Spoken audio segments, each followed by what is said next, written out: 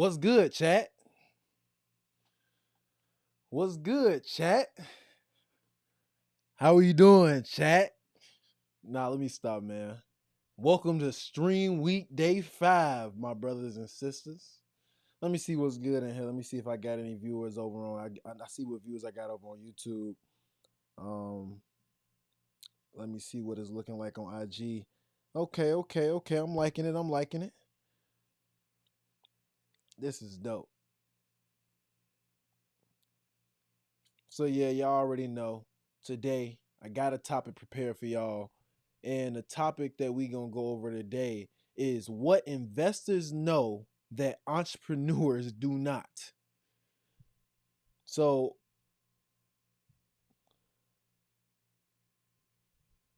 everyone glorifies entrepreneurship, but what if I told you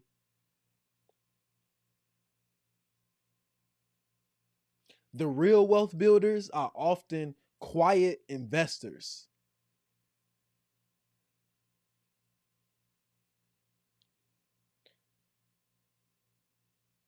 You only have one life, one career, one chance at getting this thing right. So if you don't figure this out now, you'll probably make a mistake and not put yourself in position to build real wealth. I'm a third generation entrepreneur as well as a investor myself. And I want to make sure you understand what investors understand that entrepreneurs do not, so that you can have a chance at building real wealth and not having to worry about the next time you go into the store. Am I cool spending this money? Because you know you're going to make it back because of how you operate. So if you like this type of content on personal professional development around the areas of faith, family, fitness, and finances, like this video, subscribe to the channel, and make sure that you go ahead and comment down below whether you think entrepreneurs or investors make more money over the long run. But today we're going to get into three things to explain to you what investors understand and entrepreneurs do not. And the first thing I want to get into is the risk to reward ratio of entrepreneurship. So imagine you're a young kid who wants to change the world as soon as you get out of high school. And you're looking at college and you figure out that this job and this school thing is just not for me. I don't want to go to school for 4 years, go into debt, and then get a job so that I can work the rest of my life and not have nothing to show for it. So you look online and you see this guy telling you that you need to start a business, you need to become an entrepreneur, that big E word that everyone knows. So you decide to do it. But what happens next is extremely unexpected. You start this business and your expectations are high. You're expecting everything to change for you. You want to make money, you want to have freedom, you want to be able to operate on your own time and on your own rules. But then reality sets in. It's month 1, month 2, month 3, and you still aren't making enough money to cover your bills. Month 4, month 5, month 6. Year 1 is finally passed and you're not profitable. Year 2 is finally passed. You're still not profitable. At year 2, you give up. And then you get on to the next thing and you think this next business is going to be it. You think this next business is going to be the thing that propels you to the next level, but ultimately you end up quitting again and again and again. What most people fail to tell you about entrepreneurship is that the risk to reward ratio in order to build a successful business is actually extremely high. The average small business takes anywhere from 2 to 6 years to become profitable. Think about that. Are you ready to put in 2 to 6 years in order to profit in your business? A majority of businesses actually fail in the first 1 to 5 years. So the risk to reward ratio for somebody who's coming from a background where their parents are entrepreneurs, they have to learn everything themselves. Imagine how tough it's going to be for you to even achieve what the average entrepreneur can achieve. Taking into account the people who come from entrepreneurial families and those who come from working class families. Where do you think you're going to be on that spectrum? Especially if you don't come from a background where entrepreneurship is something that you actually understand from an early age. But if you do come from a family where you have a family business and you got some experience, then okay, then you can leverage your family's experience to get into the same industry that your family did, and that makes it 10 times easier. That's why we understand that some people do have advantages over others in this entrepreneurship game. Because everything in this life is a game. That's why my curriculum that I go into schools with, that I do professional and personal development workshops with, is called the infinite game theory. Because in entrepreneurship, it's just like anything else, it's a game. And some people are going to have certain power ups that you don't have, and certain equipment, and certain levels, and certain achievements that you don't have yet. So make sure you understand that when you get into this entrepreneurship game, that the risk to reward is extremely unbalanced. And in life, you may only have anywhere from 2 to 3 major shots in your life to where you're going to be able to spend the amount of time it takes to build something great. Because Alex Hormozy always talks about how most great things take at least a decade to actually build. So if it's going to take you 10 years to build that business that is going to require a lot of your time, energy, focus, effort, and finances, then you may need to think about what exactly you're doing. What are your strengths right now? What are your weaknesses? And maybe it's actually better for you to take another route. But definitely don't think I'm trying to turn you away from entrepreneurship, because entrepreneurship is a good thing to understand and a good thing to do. And you can do both simultaneously if you do it right. But what we're talking about today is what investors understand that entrepreneurs do not. And that is the first thing. The risk to reward ratio with starting a business and getting something off the ground is extremely, extremely lopsided. Because if you succeed, the rewards can be infinite and limitless. But if you fail, you could have just wasted anywhere from half to a full decade of your life. So now that we understand that investors understand the risk to reward ratio of entrepreneurship, let's get into the second thing investors understand, which is the power of compounding and passive income.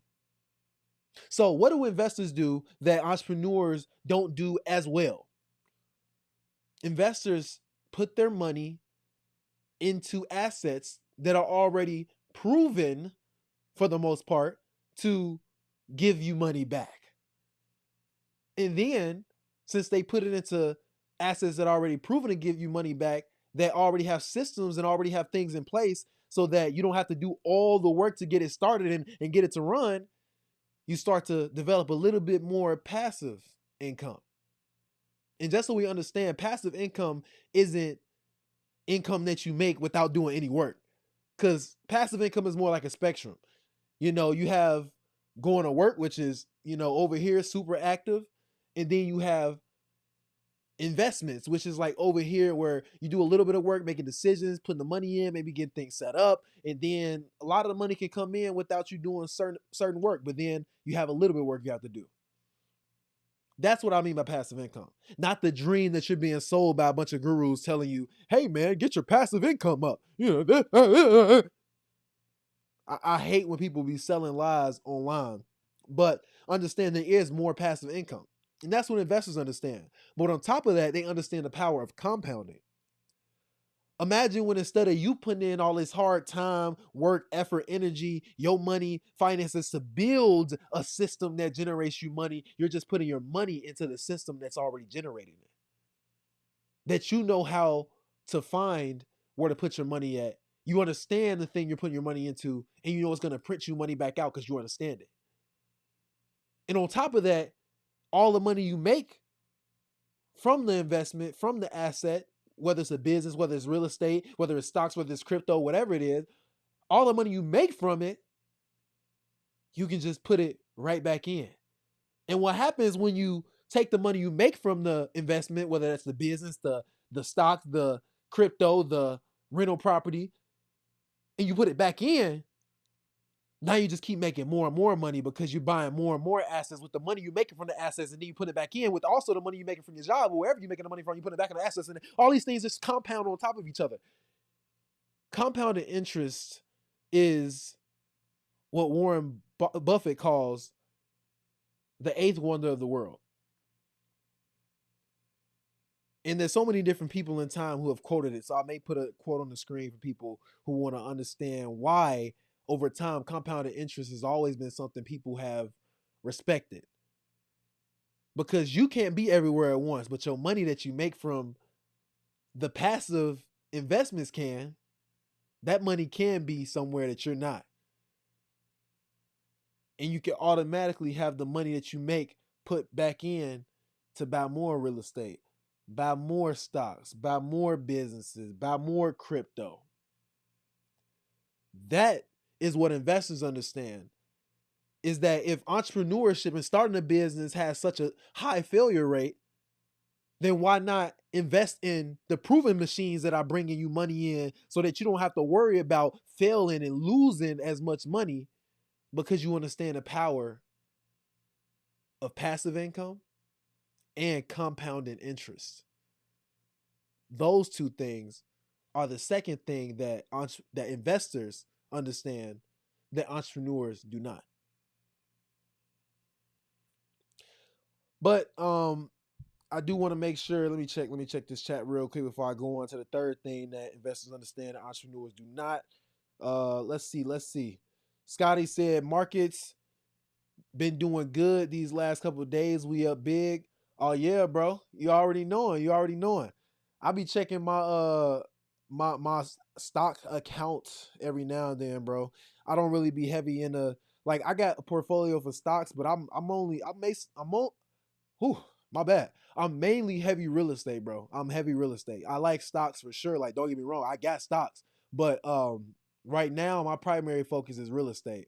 I think I can do a lot more with building a real estate portfolio right now than I could necessarily do. Well, let me not say that. Let's just say real estate is my preferred method of growing my portfolio and putting majority of my money right now. But definitely I got stocks, bro. Can't go wrong with the stock market, bro. And I know that may be your forte, so we got to connect on that eventually, man. If that's your specialty, we got to connect. Let's see what's good on so yeah, I got Instagram, IG pulled up now. Yeah, IG looking decent, looking decent. Okay, on IG we got 30 frames per second. Okay, cool. Bet. 30 frames per second. There we go. The live stream looking good. I think it's looking good. Got my hair done today, so everything fresh parts, all of that. We chilling. Um, definitely want to make sure I get through this content tonight, because with stream day number 5, and we only got 2 more days. Stream week day 5, and we only have 3 more days for the rest of stream week. 2 more days. Sorry, Friday and Saturday, and then stream week will be done. So I just really like doing this stream week so that I can get out a ton of content for you guys, especially around the areas of personal and professional development, improving our faith, family, fitness, finances. All those things are extremely deeply important to me, and I want to help others be able to improve those areas of their lives as well. So let's get into the third thing, the third and final thing that investors understand that entrepreneurs do not. And the last thing that investors understand is the strategic investing and leveraging entrepreneurial insights. So, like I said earlier, it would make no sense if someone who came from a background where entrepreneurship didn't run in their family not to go try to understand entrepreneurship. It wouldn't make any sense for you not to go try to understand it. But would I recommend that all the extra money that you get, you go throw into starting a business immediately? Probably not. Why is that? Because when you think strategically, you understand numbers. And like we talked about before, the failure rate on starting a business is extremely high. Because not only are you new to the level of the game when you aren't somebody who has the best knowledge, the best reputation, the best brand around whatever you want to go help people do already, and you're going to be competing against people who've been fighting in this entrepreneurship game in this world for maybe decades or maybe years, just longer than you. So the strategic element of investing allows you to go ahead and say, hey, what I'm going to do is I'm going to put a certain amount of my money into the things that I know are going to get me money back. And then I'm going to put a certain amount of my money into things that I want to learn that are going to make me more money or that are going to help me make more money in the future. And investors understand this. When you put together an investment portfolio in order to grow over the long term, you put things in proven investments, things that you understand. Maybe that's real estate, maybe that's stocks, maybe that's crypto. You got a percentage of your portfolio in reserves, money that you keep on the side just in case something goes wrong. But you also have a specific amount of your money in speculative investments. What is a speculative investment, you may ask? A speculative investment is anything that's not guaranteed to give you a return on that money that you put in. For people like me, that is starting a business from scratch as of right now. In the future, I don't plan on it being that way. In the future, as I get more experience and I got more knowledge and I got more things in these areas, I'll be way more comfortable putting my money in those areas. But right now, I consider starting a certain business from scratch speculative. Because yes, I have the skills to do certain things like the business I'm in now in the personal and professional developmental education space. I'm comfortable building that business. But do you think I must put a certain amount of money in starting a crypto business right now? No.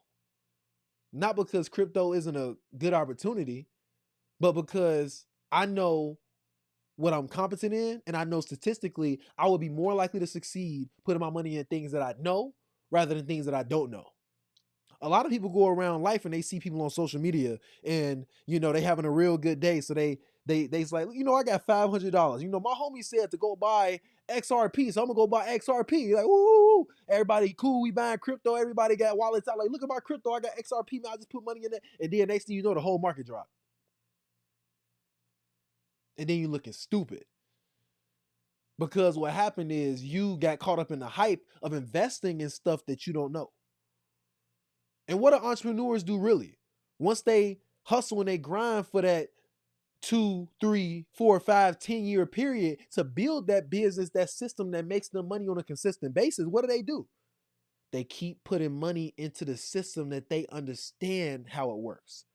They don't say, if they're a good entrepreneur, they don't say, at least. I'm not talking about the entrepreneurs that be like, yeah, I got like 13 businesses. No, unless you're a private equity person that know how to build teams out to do stuff like that, you shouldn't be doing that.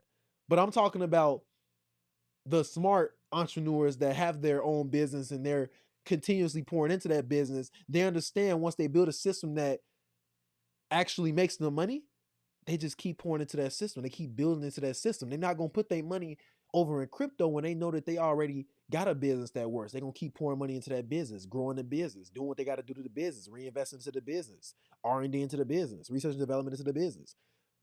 I'm saying those things so that you understand investing is about strategy. It's about playing the numbers for the long game. It's a patience, strategic thinking, and time game.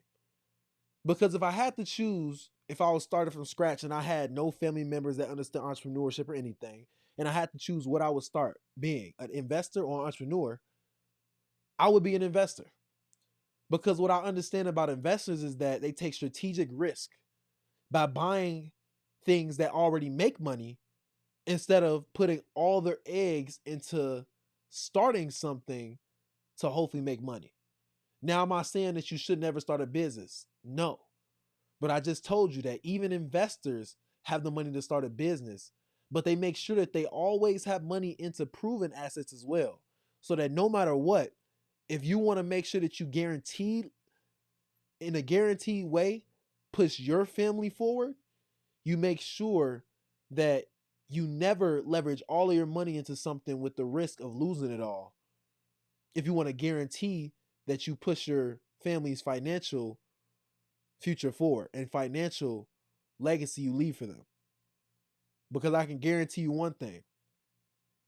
If you only got 3 strikes before you're out in entrepreneurship, an investor has at least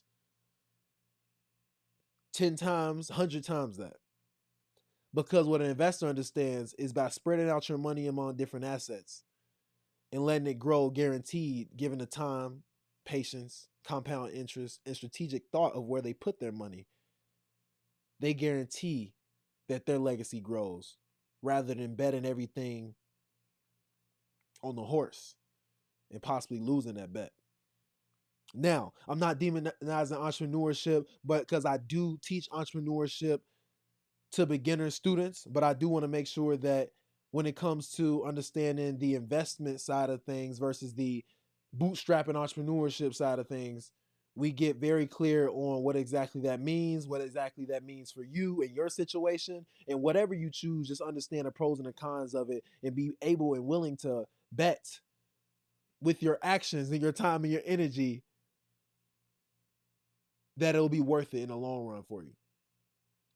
But thank you guys for watching this.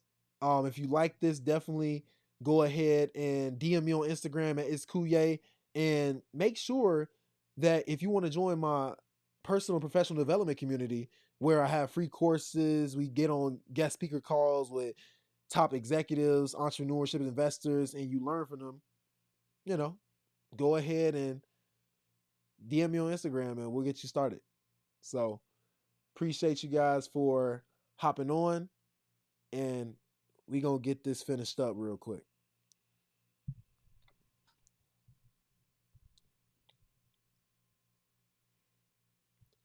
Peace.